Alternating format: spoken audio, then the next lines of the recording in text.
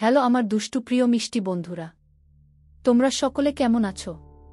বন্ধুরা, আজ তোমাদের মাঝে নতুন একটি লাগালাগির গল্প নিয়ে চলে আসলাম। বন্ধুরা, গল্পটি শেষ পর্যন্ত দেখলে আপনার দাঁড়িয়ে যাবে, আপনারা হাতের কাজ করতে বাধ্য হবেন। চলুন বন্ধুরা, গল্পটি শুরু করি। হ্যালো মামা, অদ্রি নিজেকে কিছুটা সামলিয়ে নিয়ে বলল। না মানে ভাইয়া, আমি বলছিলাম ঘ। ফোনে অদ্রির গলার স্বর শুনে ইমতিয়াজের বুকের ভেতরটা কেঁপে উঠল। কাপা কাপা স্বরে বলল, অদ্রি? আসলে ভুলে কলটা দিয়ে ফেলছি। এত রাতে ডিস্টার্ব করার জন্য সরি। না ঠিক আছে গিউ। আচ্ছা রাখি। বলেই ফোনটা কেটে দিল অদ্রি। তার বুকের ধুকপুকানিটা ক্রমেই বেড়ে যাচ্ছে। ফোনটা বুকের কাছ নিয়ে দুহাতে জোরে চেপে ধরল অদ্রি। ঠিক সেই সময় ফোনটা বেজে উঠল। ফোনের রিংটোনে পুরো ঘর যেন কেঁপে উঠল। অদ্রি তাড়াহুড়ো করে ফোনটা রিসিভ করল। বাবার কানে একবার রিংটোনের আওয়াজ গেলে খবর হয়ে যাবে। আর সে নিজেও কতটা বুদ্ধু। ফোনটা সাইলেন্ট করে নিলেই আজ এমন বিপদের সম্মুখীন হতে হতো না। হ্যালো? অদ্রির বুকের মাঝে মনে হচ্ছে কেউ হাতুড়ি দিয়ে পিটাচ্ছে। ধক ধক ধক শব্দ হয়েই যাচ্ছে একের পর এক। হ্যাঁ গো। তুমি কি উত্তরটা দিতে ফোন করেছিলে আমায়? না মানে হ্যাঁ গো। তো বলো। কি বলবো? ভালোবাসো কিনা আমায়, আপন করে নিতে পারবে কিনা আমায়? হ্যাঁ, আরও একটা গু। কি? ইমতিয়াজ মুচকি হেসে বলল, আমার ছেলে মেয়েদের ত্রিকোণমিতির ম্যাম হতে পারবে কিনা? অদ্রি খুব সহজ গলায় বলল, আমি অঙ্কে এমনিতেই খুব দুর্বল গো। ইমতিয়াজ অদ্রির কথা শুনে প্রাণ খুলে হাসতে হাসতে বলল, আচ্ছা যাও, এটা বাদ। আমার বাচ্চার মা হবে? অদ্রির জবাব না পেয়ে আবারও ইমতিয়াজ বলল, *01 I love you Adri. Adri আর কিছু ভাবতে পারল না, একদমে বলেই ফেলল, *01 আই লাভ ইউ টু ভাইয়া ঘি। অদ্রির কথা শুনে ইমতিয়াজ খিলখিল করে হেসে উঠল। এভাবেই তাদের প্রেমের শুরুটা হয়েছিল। রোজ রাতেই অদ্রির বাবা ঘুমানোর পর চুপি চুপি ফোন এনে সারারাত কথা বলত তারা। ইমতিয়াজ কথা কম বললেও অদ্রির কথার যেন শেষ ছিল না। পুরো রাতটাই খুব অল্প সময় মনে হতো অদ্রির। সারাদিন অপেক্ষার পর রাতেই শুধু কথা হতো, তাও ভালোভাবে না। অদ্রি প্রত্যেকটা মুহূর্ত ভয় নিয়ে কথা বলত। বাবার ফোন কোনো সময় না উঠেই বাবা ফোনটা খুঁজতে শুরু করে। তখন পুরো বাস টের পেলে কি যে হবে। এইসব ভয়কে জয় করেই তারা রাতের পর রাত ফোনে কথা বলতে থাকল। এর মাঝে অদ্রির টেস্ট পরীক্ষা শেষ হয়ে এসএসসি শুরু হয়ে গেল। কিন্তু তাদের কথা একটু হলেও কমল না। ধীরে ধীরে পরীক্ষা শেষ হয়ে রেজাল্টের সময় এসে গেল। একসময় রেজাল্ট দিয়ে দিল। অদ্রি জিপিএ 5 পেয়ে পাস করল। 2 সাবজেক্ট মিস হওয়ার জন্য গোল্ডেনটা এল না। ইন্টারে ঢাকা ভর্তি হওয়ার ইচ্ছা থাকলেও ভর্তি হতে পারল না। ছাত্রছাত্রীদের মাঝে প্রতিযোগিতা যে হারে বাড়ছে তাতে 1-2 নাম্বারের মূল্য এখন খুব বেশি। ইন্টারে ঢাকা ভর্তি হতে না পারলেও রাজশাহী কলেজে ভর্তি হল অদ্রি। বাড়ি থেকে বাইরে থাকার সুবাদে একটা নতুন ফোনও পেল। এতে ইমতিয়াজ আর অদ্রির প্রেম করার রাস্তা আরও ক্লিয়ার হয়ে গেল। প্রায় রাজশাহী এসে ইমতি দেখা করে যেত অদ্রির সাথে। এভাবেই কাটতে লাগল তাদের দুষ্টুমিষ্টি প্রেমের দিনগুলো। অদ্রি ইন্টার পরীক্ষার পর ঢাকায় কোচিং করতে এল। ঢাকায় এসে অদ্রি উঠল ইমতিয়াজদের বাসায়। অদ্রি ইমতির মা আয়েশা বেগমের একমাত্র ভাইঝি। খুব বেশিই ভালোবাসে সে অদ্রিকে। যখন শুনল অদ্রি কোচিং করতে ঢাকায় আসছে তখন থেকেই তার টেনশন শুরু হয়ে গেছে। একা একা মেয়েটা ঢাকায় আসতে পারবে কিনা, ঢাকার রাস্তাঘাটে চলাফেরা করতে পারবে কিনা, সবকিছু ঠিকঠাক মানিয়ে নিতে পারবে কিনা, ব্লা ব্লা। মেয়েদের এই একটা গুণের কথা না বললেই নয়, তারা দুশ্চিন্তা করতে খুব বেশিই পছন্দ করে। হুমায়ুন স্যারের ভাষায় দুশ্চিন্তার কোনো বিষয় না, এসব বিষয় নিয়েও মেয়েরা দুশ্চিন্তা করে। অদ্রি ঢাকায় এসেছে প্রায় 1 মাসের মতো হল।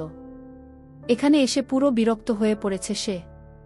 অদ্রি ভেবেছিল ইমতিয়াজদের বাসায় আসার পর সময়টা খুব ভালো কাটবে ওদের। সারাদিন দুজন দুজনার আশেপাশে থাকতে পারবে। রাজ্যের সব গল্প যা জমিয়ে রেখেছিল অদ্রি সেটা এখন সামনাসামনি বসে শোনাতে পারবে ইমতিয়াজকে। কিন্তু এখানে এসে তার কিছুই হচ্ছে না। বরং সারাটা দিন কোচিং পড়াশোনার পেছনে কাটিয়ে যখন ফাঁকা হয় অদ্রি কিছুটা, তখন ইমতিয়াজ এর রাজ্যের কাজ নেমে আসে। এমনিতেও বাসায় সবার সামনে তেমন একটা কথা বলে না ইমতিয়াজ ওর সাথে। এই তো দুদিন আগের কথা। ইমতিয়াজ এর মা আয়েশা বেগম ইমতিয়াজকে ডিনারের জন্য ডেকে বলল, অদ্রিকেও ডেকে আনঘে, তুমি যাও। আয়েশা বেগম ভ্রু কুঁচকে বলল, এটা কি ধরনের কথা? ছোট বোন কিছুদিনের জন্য তোদের বাসায় থাকতে এসেছে, অথচ তুই ওর সাথে ভালোভাবে কথা বলিস না, মিশছিস না, চুপচাপ থাকতে পছন্দ করিস, ঠিক আছে? তাই বলে এগুলো একদম ঠিক হচ্ছে না তোর। মিশছিই তো, এর চেয়ে আর কত ভালোভাবে মিশব? এটা মেশা হলো? বড় ভাই হিসেবে তোর উচিত ওকে নিয়ে ঢাকার বিভিন্ন জায়গায় ওকে নিয়ে যাওয়া, ঘুরিয়ে ফিরিয়ে দেখিয়ে আনা। আর তুই সেটা না করে কি? আয়েশা বেগমকে থামিয়ে দিয়ে ইমতি বিরক্ত মুখে বলল, মা, ও পড়াশোনা করতে এসেছে, ঘুরতে ফিরতে না ঘি। বলেই অদ্রির ঘরের দিকে এগুলো ইমতিয়াজ। মনে মনে তার যেন হাসি থামছেই না। তার মা কি ভাবছে আর সে কতদূর এগিয়ে গিয়েছে। অদ্রির রুমের দরজায় নক করে ইমতিয়াজ বলল, অদ্রি, মা খেতে ডাকে গু। অদ্রি শুয়ে শুয়ে এর আগের সালে আসা ঢাকা ইউনিভার্সিটির ইউনিট এর নৈবেত্তিকগুলোতে একবার চোখ বুলাচ্ছিল, ঠিক তখনই ইমতিয়াজ এর গলার আওয়াজ পেয়ে তার মনটা ফুরফুরে হয়ে গেল। বিছানা থেকেই জোরে বলে উঠল, ইমতি ভাইয়া, একটু ঘরে এসো তো। এই প্রশ্নটা কিছুতেই মাথায় ঢুকছে না, দেখিয়ে দিয়ে যাও না একটু গু। ইমতি অদ্রিকে ডেকে তখনই আবার ডাইনিং এ চলে এসেছিল। তাকে ফিরে আসতে দেখে হতাশ হয়ে আয়েশা বেগম নিজেই আবার ডাকতে গিয়েছিল অদ্রিকে। তার আগেই অদ্রির গলার আওয়াজ পেয়ে সে অদ্রির ঘরে না ঢুকে ফিরে এল ডাইনিং এ। তারপর ছেলের দিকে তাকিয়ে বলল, ইফতেখার দেশে থাকলে কখনোই মেয়েটাকে এভাবে রুমের ভেতর একা একা পৌঁছতে দিত না, কোথাও না কোথাও ঘুরতে ঠিকই নিয়ে যেত। ইমতি নিজের প্লেটে ভাত তুলতে তুলতে বলল, হুম। কিসের হুম? অদ্রি তোকে ডাকে। কি প্রশ্ন জেন বুঝছে না? যা, ওকে প্রশ্নটা বুঝিয়ে তারপর নিয়ে আয়। আমি অপেক্ষা করছি গু। ইমতিয়াজ এমন একটা ভঙ্গি করল যা দেখে জেন মনে হয় তার মা আর অদ্রির উপর সে প্রচণ্ড বিরক্ত মুখ নিয়েই সে চেয়ার ছেড়ে উঠে অদ্রির ঘরের দিকে এগুলো। ইমতিয়াজকে রুমে ঢুকতে দেখেই অদ্রি শোয়া থেকে উঠে বসল। বাসায় এমনিতেই 3 পিচ পরেই থাকে সে। নিজের ঘরে সবসময় একা থাকার কারণে ওড়নাটা তেমন কাজে লাগেও না। অবশ্য এতক্ষণ ওড়নাটা অদ্রির পাশেই ছিল। ইমতিকে ডাকার পর ওড়নাটা সরিয়ে বালিশের নিচে রেখেছে অদ্রি। ইমতি ঘরে ঢুকে বিছানার এক কোণায় বসে বলল, কোনটা সমস্যা? দেখি, দেখাও। অদ্রি দুষ্ট একটা হাসি দিয়ে এগিয়ে এল ইমতির কাছে। ইমতির পাশে বসে পা নাচাতে নাচাতে বলল, কোনো সমস্যা নেই। তাহলে ডাকলে যে? এমনি ডেকেছি গু। চলো, মা অপেক্ষা করছে, খাবার নিয়ে গি। যেতে পারি, কিন্তু একটা শর্তে গু। ইমতিয়াজ ভ্রু কুঁচকে বলল, কি?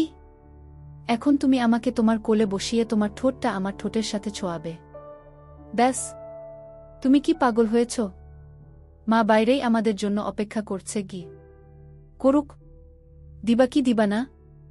দিব না কেন? অবশ্যই দিব, কিন্তু এখন সম্ভব না গে। ফুপুকে গিয়ে বলো আমি খাব না গি। এগুলো বাচ্চামি ছাড়া আর কিছু না অদ্রি গি। বাচ্চামি হলে সেটাই। এখন বের হও তুমি গি। সেদিন রাতে সত্যিই আর খেল না অদ্রি। আয়েশা বেগম বারবার ডাকতে এলেও বলল ক্ষুধা নেই।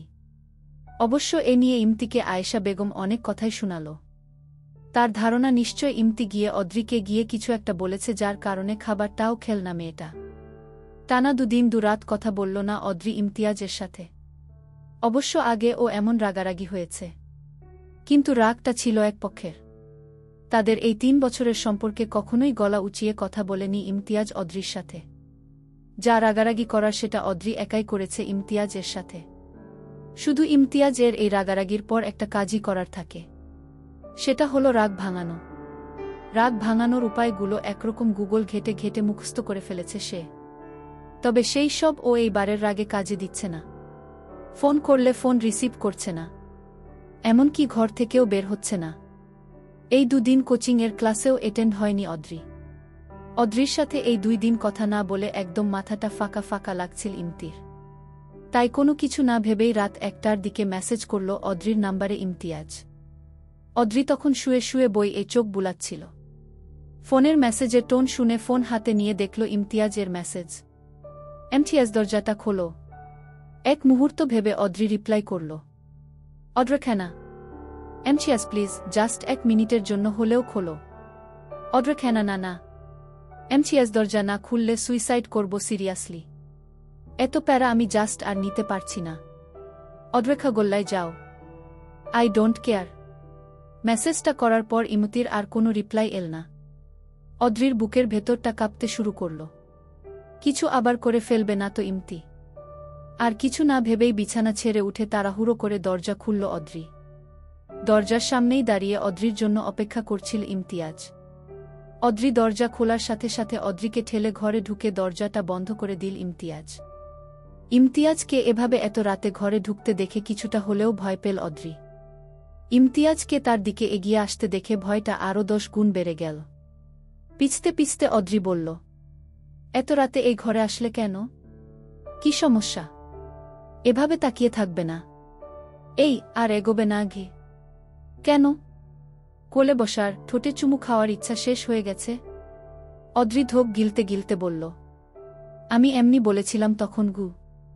তাইলে এই 2 দিন এত নাটক দেখাইলা কিসের জন্য? না মানে? বলতে বলতে খাটের উপর চিত হয়ে শুয়ে পড়ল অদ্রি। ইমতিয়াজ এমনভাবে ধাক্কাটা দিয়েছে, মাথাটা ঝিম ধরে গেছে অদ্রির। আর 1 সেকেন্ড দেরি না করে অদ্রির পাশে আধশোয়া হয়ে অদ্রির কোমরে হাত দিয়ে নিজের কাছে এগিয়ে এনে ইমতি বলল, আমাকে এই 2 দিন এতটা কষ্ট দেওয়ার ফল আজ তুমি পাবে গু। অদ্রির পুরো শরীরে একটা ঘোর কাজ করছে। চোখটা পরম আবেশে বন্ধ করে ফেলল অদ্রি। ইমতির গলা 2 হাতে জড়িয়ে ধরে অদ্রি বলল, তোমার মাঝে নিজেকে হারাতে আমি রাজি গি। ইমতিও আর কথা না বাড়িয়ে অদ্রির ঠোঁটে আলতো করে ঠোঁট ছুঁয়ে শুষে নিতে শুরু করল।